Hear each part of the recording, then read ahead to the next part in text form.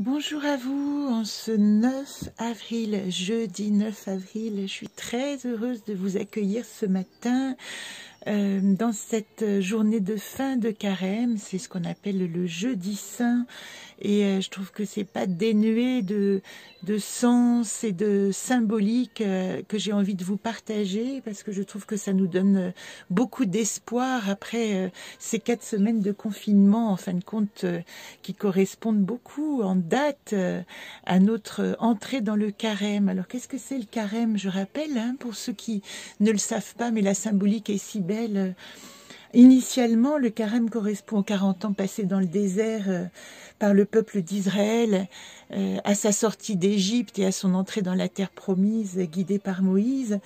Mais ça correspond aussi d'une manière plus symbolique aux 40 jours passés par le Christ dans le désert, qui a dû faire face aux tentations du diable et de la séparation de lui-même.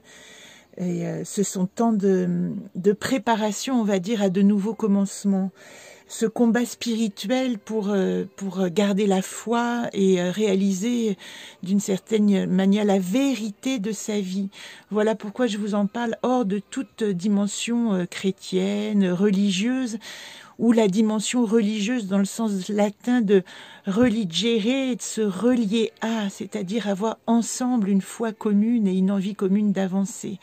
On sait bien que jour après jour, on se rapproche aussi du déconfinement et de la sortie du désert, et que les interrogations semblent de plus en plus flagrantes de quelle nouvelle vie va se présenter à nous au terme de cette grande difficulté que nous avons vécue, et surtout absolument inédite, sans repère. Voilà. Alors, on est aujourd'hui dans le 22e jour de notre cycle aussi. Le 22e jour, le chiffre 22 est un chiffre sacré, hein. On est aussi en 2020, chiffre 22. Le 22 pour Osho, aussi le sage spirituel pour ceux qui le connaissent, correspond au chiffre de la vérité. Et on entre aussi, nous, dans notre ligne de résolution, c'est-à-dire quelle est la vérité de ce que j'entreprends? Quelle est la résolution et le sens de ce que j'entreprends? Nous étions dans l'arbre d'entreprendre, dans cette fameuse carte blanche, hein, le blackout, 19 mars, le choix face à la menace. Nous avions en atout qualité ozone, prendre de la hauteur, observer le paysage. C'était un voyage intérieur, si vous vous rappelez, qui nous était proposé. En problématique à résoudre, nous avions la difficulté à garder une estime de soi, une affirmation de soi, alors qu'il n'y a aucun regard extérieur pour nous conforter. J'imagine que les gens qui vivent dans le statut social principalement, les acteurs, etc., qui ont construit leur vie sur la reconnaissance sociale, doivent aussi vivre un blackout incroyable. Et je serais bien curieuse de savoir ce que ça génère aussi en eux dans le partage. Pour ma part, je me pose beaucoup la question de ce jeu et du partage et de la réalité de ce que ça apporte. Et en même temps, j'ai un tel plaisir à tous les jours venir vous retrouver et avoir la sensation de me relier à vous avec mes petites chroniques. Voilà, j'espère simplement, et pour les témoignages que je reçois très régulièrement maintenant, merci infiniment de me donner vos retours et le plaisir que vous avez à partager avec moi ces petits moments de rencontre tout à fait naturels, hein, puisque tout est improvisé. Alors, la carte du jour, comme vous le voyez, j'ai la main qui cherche sans regarder la carte qui va arriver, la voilà. Et aujourd'hui, nous sommes dans la réflexion, dans la pensée. L'esprit n'est pas contenu dans le cerveau, c'est une phrase que j'aime beaucoup. Et en fait, cette carte, elle dit la réflexion et la pensée, elle doit nous servir aujourd'hui à alimenter cette carte blanche et à réfléchir à ce que je vais entreprendre dans ma ligne de résolution. Aujourd'hui, c'est pas tant l'acte que la réflexion et que l'idée de ce qui va se passer. C'est intéressant parce que nous sommes à la sortie du carême, hein, dans ce jeudi saint.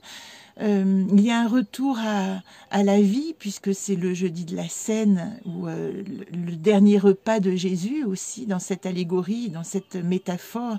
Et c'est aussi une manière de dire qu'est-ce que j'ai rassemblé en moi, qu'est-ce que je peux partager, qu'est-ce que j'ai réuni d'informations, de pensées, de conscience, que je vais pouvoir après peut-être diffuser, partager ou simplement vivre, hein, tout simplement. Alors, qu'est-ce qu'elle dit, cette carte? Zolpt, la pensée, l'intellect, matérialiser ma pensée. Donc, je vous dis, hein, l'esprit n'est pas contenu dans le cerveau. Il est question aujourd'hui, et on est dans l'arbre d'entreprendre, de mettre en place une stratégie, une réflexion autour de son projet. Vous savez que nous venons de passer la pleine lune et que, en général, on dit que l'ensemencement qui commence à être énergétiquement animé, en fait, il se passe 2-3 jours, la mise en place de vos vœux, je dirais plus clairement à la pleine lune, elle se met en germination au bout de 2-3 jours après la pleine lune. Donc c'est le moment vraiment de planter les graines de votre réflexion, de votre envie, de vos idées pour ce qui va suivre. Je ne parle pas de la problématique puisque là nous sommes en solution, donc je passe à la réflexion. Vous voyez que j'ai plein de couleurs sur les doigts, mais on a trouvé une nouvelle thérapie par l'art que je vous montrerai en image si vous voulez aller voir ma page un peu plus tard. C'est la curiosité du jour, petite digression encore, et qui passe par les escargots, le symbole de ralentir encore sa pensée, de poser encore ses actes et de prendre encore le temps de la réflexion avant l'action. L'agilité de la pensée passe parfois par sa capacité à s'absenter. Ne pas trop réfléchir évite le miroir aux alouettes de l'esprit.